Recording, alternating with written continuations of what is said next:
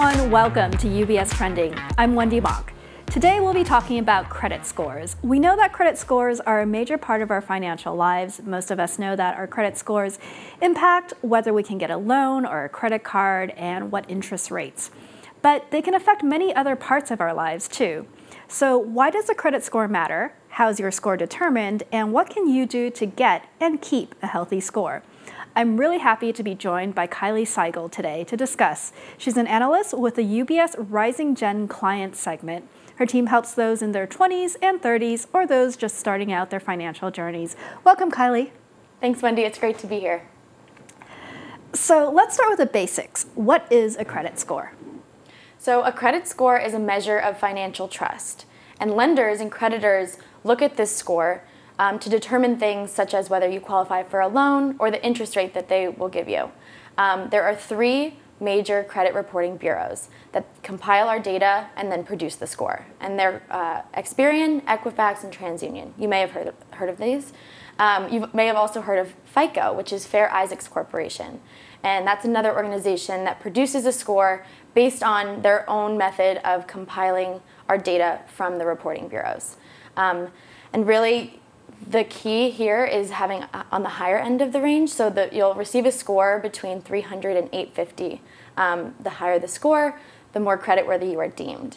A score above 760 is considered excellent, while a score above 670 is also pretty good. And then you mentioned that there are several credit bureaus and then that there's also FICO. So can an individual expect to have several different scores, and do the various agencies possess very similar data or different data, and how do they come about this? So to break it down further, our lenders and our creditors aren't required to report to all or any of the three reporting agencies. So while most do, we can expect to see potential differences across the board as information may not be the same. And so your score with Experian may slightly differ than your score at TransUnion, and your FICO score may also be different because FICO uses their own method of compiling all three scores from the credit bureaus and producing the FICO score. So yes, it's essentially up to the lender which score they're going to use, but there may be differences across the board. So if I'm understanding correctly, then FICO is the score that's a combination from the three credit bureaus, but lenders can choose to either look at your FICO score or delve deeper at the individual scores from the individual agencies. Exactly.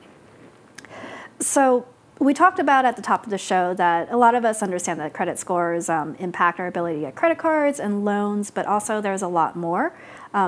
A lot of other uses for credit scores that could impact your life. Could you take us through some of these other elements that credit scores impact? Definitely. So other than just your mortgages or your auto loans, your insurance agents will also want to know your credit score to determine the premiums that you'll pay on your auto or homeowner's insurance.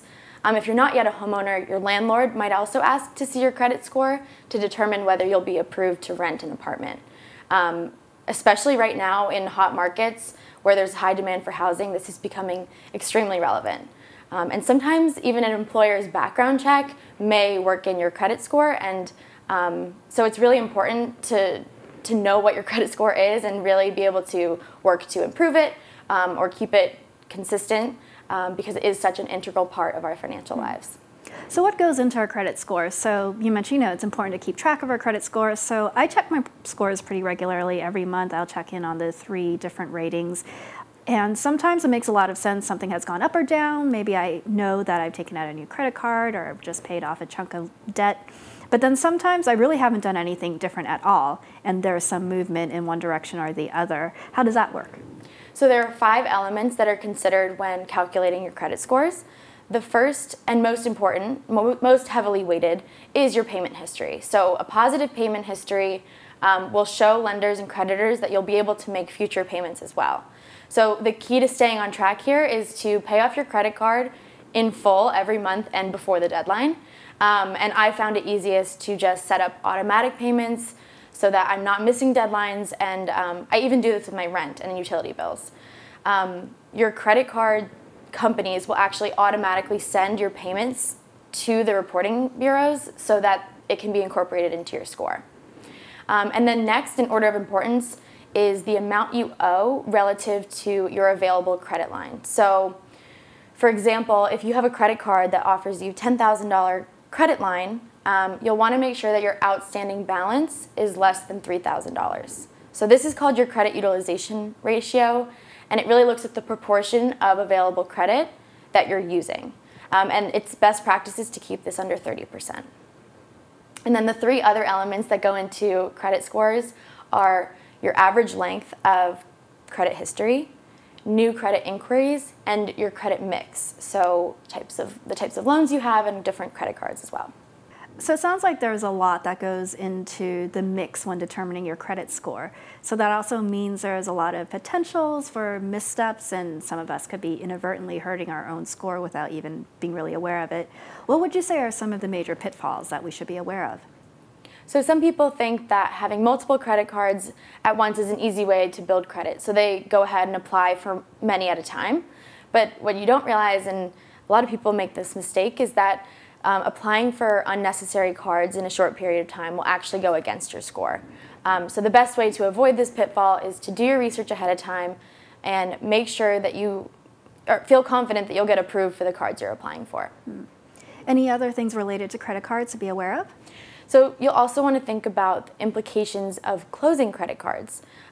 Sometimes it's the right choice if you're struggling with overspending or your needs change. But what many people don't realize is that you will see a dip in your credit score temporarily when you close a card. And this is because you're changing potentially the average length of your credit history, or your available credit is decreasing. So your credit utilization ratio that we talked about is increasing. And so it's best to weigh the pros and cons if you're considering closing a credit card. Thanks for that.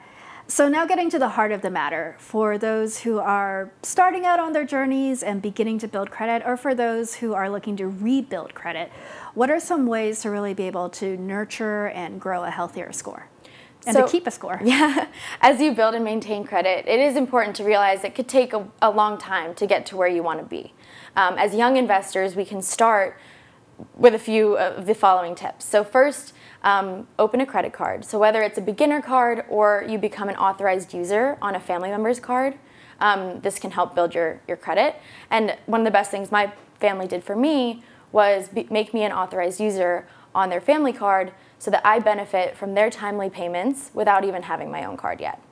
Another way to build your credit score is to build positive payment history into your reports through non-debt accounts. So actually, Experian has launched a new tool called Experian Boost, for example, that you're able to link your bank account and then pull in your payment history for cell phone bills, utilities, rent, you name it, buy now, pay later. And really that shows the credit reporting agency that you are making positive payments and you have a good history of that, even if you don't have debt yet. So that's a great new tool to work in alternative ways of building credit. And then also, as you build credit and maintain it over the course of your life, really three key things to think about are making sure that your credit report every year is free of fraud and discrepancies, so you can pull your credit report every year at annualcreditreport.com for free. You can also pay your bills on time and in full. That's a huge one. And then avoiding debt that you can't afford. So keep those in mind throughout the course of your credit life.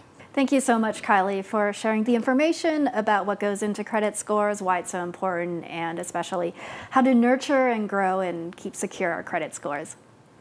And thank you for joining us today. We just spoke with Kylie Seigel from the UBS Rising Gen Client Segments team. The team helps those who are early on in their financial journeys. For more resources on how to build a sound financial foundation, check out ubs.com/rising. On there, you'll find a bunch of interactive modules covering everything from building credit, understanding taxes, how to budget, what to know if you want to buy your first home, and much more. Also, make sure to follow UBS on social media. We're on Facebook, Instagram, LinkedIn, and Twitter, and check out our past trending episodes on demand. And as always, if you have any questions about your portfolio, please speak with a financial advisor. Until next time, I'm Wendy Mock. Have a great day, and remember to keep your eyes on what's trending.